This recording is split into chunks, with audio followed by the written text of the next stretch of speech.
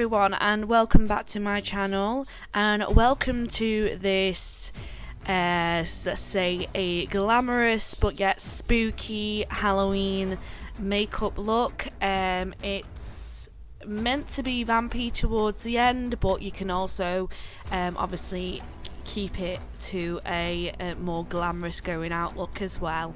If you are new to this channel, then hello, welcome. If you like my content and like my videos, give it a like so I know that you actually like the work that I'm putting out. And also, if you enjoy the video at the end, by the end should I say, feel free to hit that subscribe button. So without further ado, let's get into what I am actually doing here. So I don't know if you actually saw, but I started out with the Instant Anti-Age Eraser by Maybelline, and it was in the shade 95 Cool Ivory, and I just basically got the some of the actual concealer onto a brush. The brush I'm using is just any old flat brush. I actually think this one was in particular was from Amazon, and I'm just patting it onto the lid, getting a good coverage, also carving out my brows whilst I'm doing that, putting a little bit underneath the lid, and just waiting until I get to the actual opaqueness that I want on the eyelid, so that I get the best pigment payoff when I'm actually applying the eyeshadow. So here you just saw that I grabbed the MorpheBrushes Artistry limited edition palette. I absolutely love this palette. It's got so many different bright colours in there, particularly like the mattes in this one, and I love the black, just simply because the pigment payoff is really nice and also it blends really flawlessly.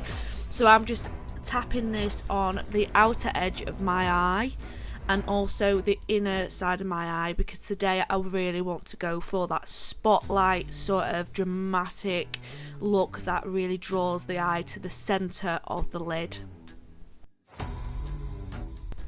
Like I said, I'm packing this on, so building up the layers. I'm not swishing back and forth, I'm literally getting a flat rigid brush and patting those layers on just to ensure that the powder actually absorbs and clings to the concealer without actually mixing with the concealer, because if you mix it with the concealer, it'll actually dilute and fade your pigment payoff.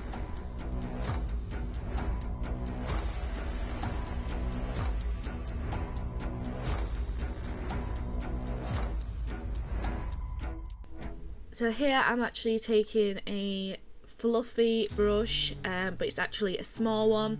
I do tend to prefer to use smaller brushes when actually creating intricate, let's say complex eyeshadow makeup looks. So I'm just taking that and I'm so gently swooshing that slightly on the outer edge just to fade out that harsh edge that I've created by packing on the actual eyeshadow. Again, just really want to reiterate that you just have to be so gentle here, because if you go too hard, you're at risk of completely fading that colour payoff that you've just created. So just take your time, gentle little stroking movements, and you should eventually get there. So I don't know if you just saw there, but I've just gone in with a loose pigment now. I've gone in with a gorgeous red vibrant pigment by Sugar Pill. Unfortunately, I don't know the exact name of this particular colour because the loose pigment is somewhere in many boxes, as I'm in the process of moving house and I'm just slowly trying to put things away so we don't have to do all rush all things all in one go. So it's quite hectic times at the minute, but yeah, I can't unfortunately find that. However, it is like a pure red shade and it's absolutely stunning. So I'm just putting that on actually now with a soft brush because I'm really going to diffuse and blend that out. And then I decided to actually put a black base layer on the centre of the lid. I wasn't sure at first what I was actually going to do in the centre, but I've decided to go with a really gold vibrant colour. So from what I've learned at university, black is always a good base layer for making colour really stand out, which in some ways is bizarre.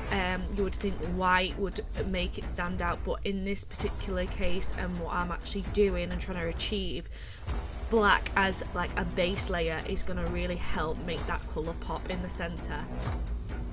Before I go in with the gold pigment in the centre, I wanted to put some more of that sugar pill red pigment in the centre as well, and you'll see me slowly diffuse this out into the black, just to help create a nice flawless blend transition from the black into the red and then eventually into the gold. Just adds that bit of a extra pow to your look that you might be looking for. So now adding the Krylon basically glitter base glue just to the very centre of my lid, and then going in with the gorgeous TKB Gold loose pigment for also on the centre of the lid. So I'm just tapping that onto the centre, trying to slightly diffuse the edges. I don't want to diffuse it too much because I really want that intense pow on in the centre of the lid. For this really vampy, glamorous look, I really felt like it needed something else on the inner side of the eye. So I actually went and got the Makeup Revolution London palette, the actual Forever Flawless Decadent, I think, Decadent. Don't quote me on that, but basically the Forever Flawless Revolution palette by Revolution London, and I went in with the shade Sundown and put that on the inner side of my eye and diffused it out. Then going in with my trusty Maybelline New York 24-hour Superstay foundation in shade light beige with my also very trusty Real Techniques beauty blender, and I'm just packing that all over my face, ensuring that I don't leave any spaces untouched. So now going in with the 24-hour Superstay again, but in shade True Ivory, using this like as a concealer, putting it in the typical places you usually would to contour and highlight.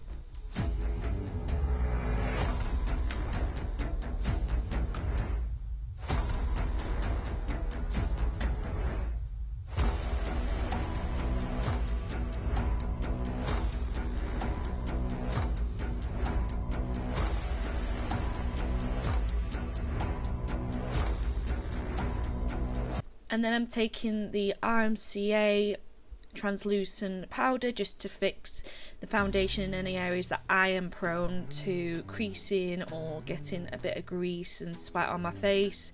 So in typical areas like under the eyes and also around the nose and in the T-section. And then I'm just going in with my, again, trusty Hoola bronzer, which I always use, which I absolutely love, by Benefit. And I'm just putting that in the typical places that you would do to bronze your face. And then to finish off my face, I'm going in with a blusher and a highlighter. The blusher I'm using is the MAC Melba Matte Powder Blush. I absolutely love this shade.